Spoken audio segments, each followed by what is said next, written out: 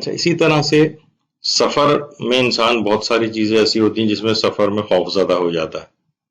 بہت ساری ایسی چیزیں ہو سکتی ہیں، مثلا امیگریشن ہی کے معاملات میں کچھ ایسا مسئلہ ہو گیا کہ آدمی کسی دوسرے ملک میں پریشان ہو گیا، پھنس گیا وہاں پر. جہاز میں کوئی خرابی ہو گئی، اس کے جہاز اڑ رہا ہے اور خرابی کوئی واقع ہو گئی. سفر میں مثلا بیمار پڑ گیا، یہ کوئی بھی اور پریشانی جو عام طور پر سفروں میں ہوتی. تو کتاب ایک ہے خاص اس میں خواص الآیات کے نام سے.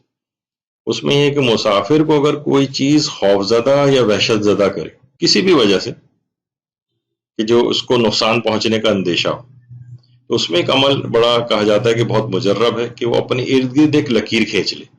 ایک لکیر کھینچ لے اپنے اطراف میں، اور اس لکیر پر آیت الکرسی، سورہ قل هو اللہ احد، سورہ ناس، سورہ فلق اور سورہ توبہ کی آیت نمبر 51 یہ پڑھ دے. اور اس میں ہے بھی یہ سورہ توبہ کی آیت 51 میں کہ تم کہہ دو کہ تم تک کوئی چیز نہیں پہنچتی مگر اللہ نے وہ چیز جو تمہارے لیے لکھ دی ہو، اور وہی ہمارا مولا ہے، اور مومنین تو اللہ ہی پر توکل کرتے.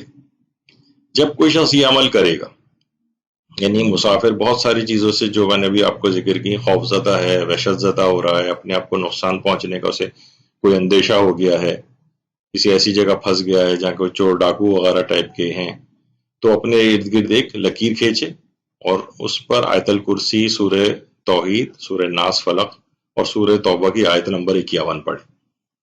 اس لحاظ سے یہ چیزیں ظاہر یاد تو نہیں ہو سکتی. مسافر کو چاہیے اپنے ساتھ ایک چھوٹا سا قرآن بھی رکھے، یا آج کل تو موبائل فونز کے اندر بھی ہوتا ہے، پہلے اس میں آیت نمبر 51 اس کی پڑھ لے، تو اسے کوئی بھی چیز وہ بالکل امان میں ہوگا، اور کوئی بھی شخص یا چیز اس کو نقصان نہیں پہنچا سکے گی. یہ مسافر کے اعتبار سے مختلف قسم کے جو خوف ہیں ان سے بچنے کا ایک عمل بتایا گیا ہے.